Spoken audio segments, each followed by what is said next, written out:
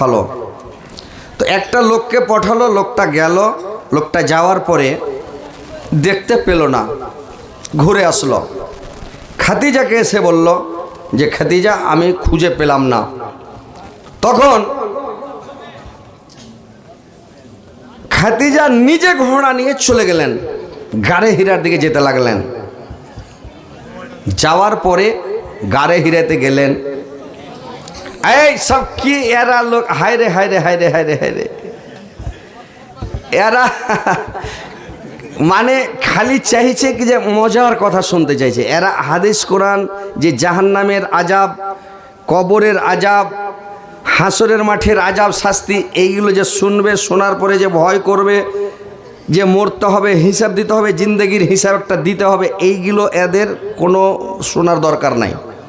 জান্নাত যেতে হবে, জান্নাতের একটা লোভ লালচ আছে, এটার দরকার নাই মানুষকে। এরা দুনিয়ার লোভে লালচাতে রঙে মেতে আছে মানুষ, বুঝতে পেরেছেন? দুনিয়াতে এরা রং চাইছে।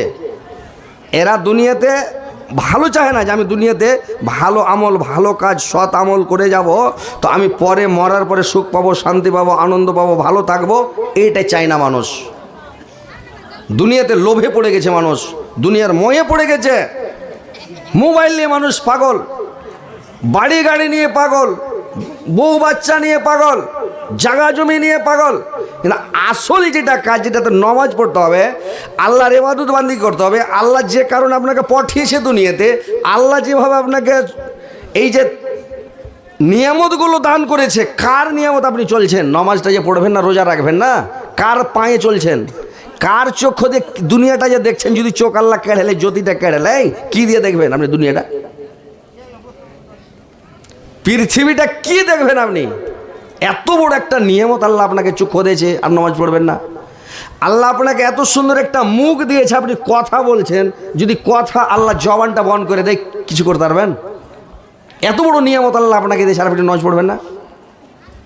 হ্যাঁ, আল্লাহর শুকরিয়া আদায় করেন, আল্লাহকে ডাকেন, আল্লাহকে স্মরণ করেন। দুনিয়ার লোভে লালচাতে পড়িয়েন না ভাই, না তো একদিন বুঝবেন, একদিন পস্তাবেন, সেদিন কেউ বাঁচাবে না, কেউ বাঁচানে বলা থাকবে না, বুঝতে পেরেছেন? সেদিন কেউ কাজে আসবে না। দুনিয়াতে কেউ আসবে কাজে, পৃথিবীতে যদি কোনো বিপদে পড়েন, আপনার সুপারশি কেউ করবে, আপনাকে কেউ না কেউ বাঁচাবে, কেউ না কেউ আপনার দিক থেকে কথা বলবে।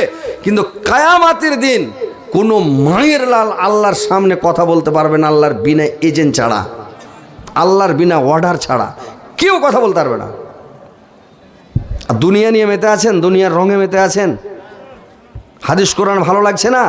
আল্লাহ রসুল বলে গেছিলেন আজকে 1450 বছর আগে, একটা জামানা আসবে, শেষ জামানা, আলেমুল মা কোরআন নিয়ে বসে। আল্লাহ যখন মেরাজে গেছিলেন, একটা দৃশ্য দেখেছিলেন।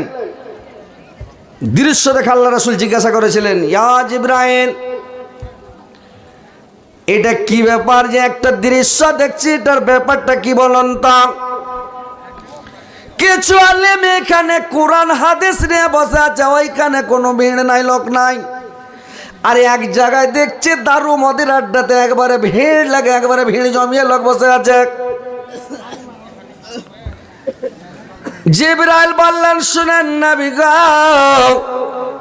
এইগুলো আপনার উম্মতের মধ্যেকার এমন একটা জামানা আসবে, এমন একটা টাইম আসবে, কিয়ামতের নিকটবর্তী যখন হবে, এমন একটা সময় আসবে, আলেমুল মাগুলা কোরআন নিয়ে বসে থাকবে, হাদিস নিয়ে বসে থাকবে, আলেমের কাছে কোনো লোক যাবে না, কোরআন হাদিসের কথা শুনবে না।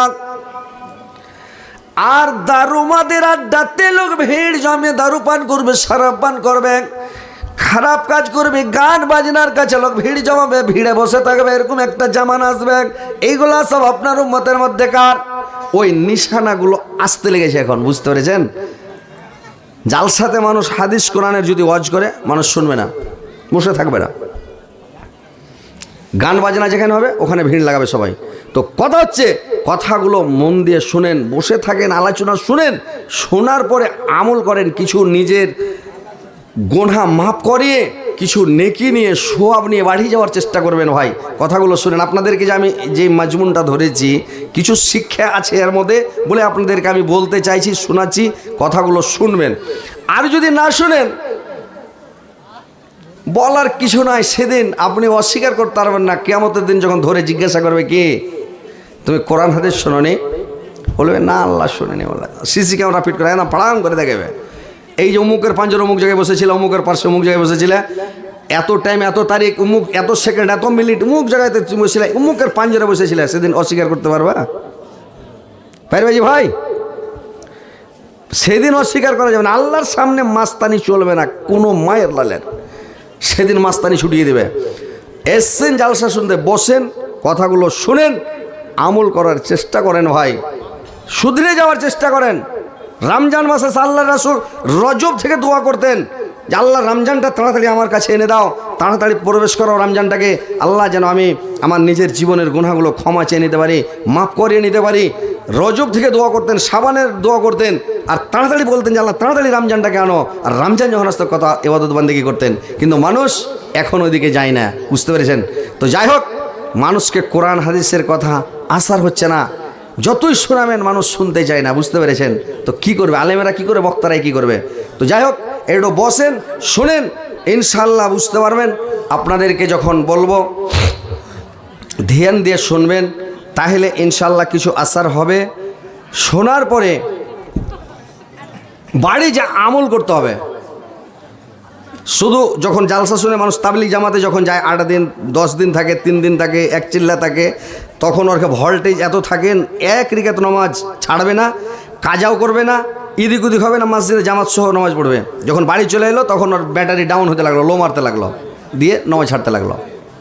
তো ওইরকম যখন মানুষ জালসা শুনে তখন ইমানদার হয়ে থাকে, যখন জালসা শুনে চলে যায় তখন ওর ইমান কমে যায়, তখন শুনলাম আর কি আমল করব, নামাজ পড়বে না। তো আমল করতে হবে, আমল করা শিখেন,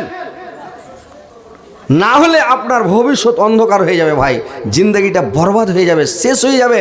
তো ইনশাল্লাহ আপনাদেরকে আমি যে শোনাচ্ছি কথাগুলো শোনেন, যে আল্লাহ রাসূল ধর্মটাকে নিয়ে এসছেন, কত কষ্ট করে নিয়ে এসছেন, এই ইসলামকে কত মের খেয়েছে, কত গালি খেয়েছে, কত কষ্ট করেছে, দাঁত ভেঙেছে, তবু আল্লাহর নবী ধর্মটাকে প্রচার করে সারা পৃথিবীতে ইসলামের ডাঙ্কা বাজিয়ে আজকে পৃথিবীর বুকে দেখেন কোনো জায়গাতে ধর্ম পৌঁছেনি। এরকম কোনো রাষ্ট্র আছে, এরকম কোনো দেশ আছে পৃথিবীতে যেখানে মুসলমান নাই? সারা পৃথিবীতে মুসলমান আছে, আল্লাহর নাম লেনেওয়ালা আছে, আল্লাহর ইবাদত করেনেওয়ালা আছে, বুঝতে পেরেছেন? এই ইসলামটাকে কত কষ্ট করে, কত মের খেয়ে, কত কষ্ট করে, কত না খেয়ে থেকে, কত রকম করে এই ধর্মটাকে নিয়ে এসছেন, বুঝতে পেরেছেন? তো ধর্মটা কে ইসলাম গ্রহণ করলো, কীভাবে ইসলামটা প্রচার করলো, এই কথাগুলো আমি বলতে যাচ্ছি। তারপরে আমাদের মা বোনদের সম্পর্কে কিছু কথা বলবো, কথাগুলো শোনেন।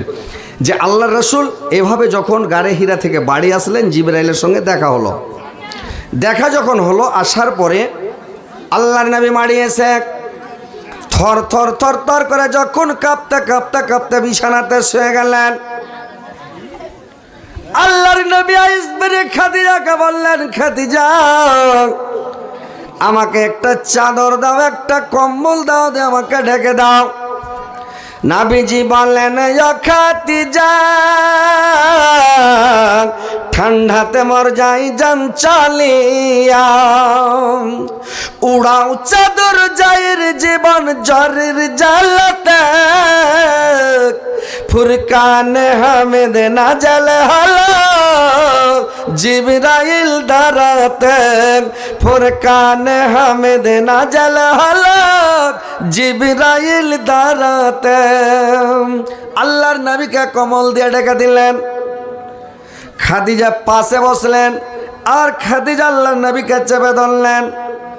আল্লাহর নবী একটা একটা করে কথা বলতে লাগলেন, খাদিজারা মনে হয় আমি আর দুনিয়াতে বাঁচবো না রে খাদিজা,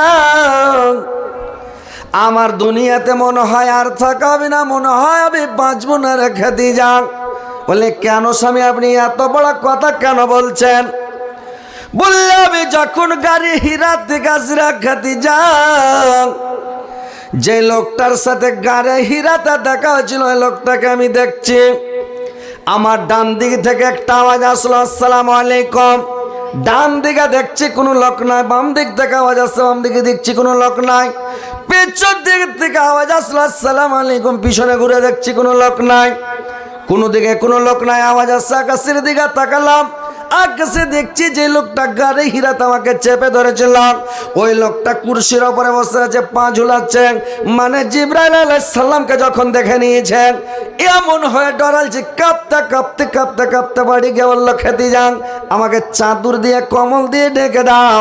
খাদিজা বলছেন, স্বামী গো আপনি চিন্তা করবেন না, আপনি কোনো মানুষের ক্ষতি করেন না, কোনো মানুষকে গালি দেন না, কোনো মানুষের বেঈমানি করেনি, শয়তানি করেনি, কারো রাইল চাপেননি।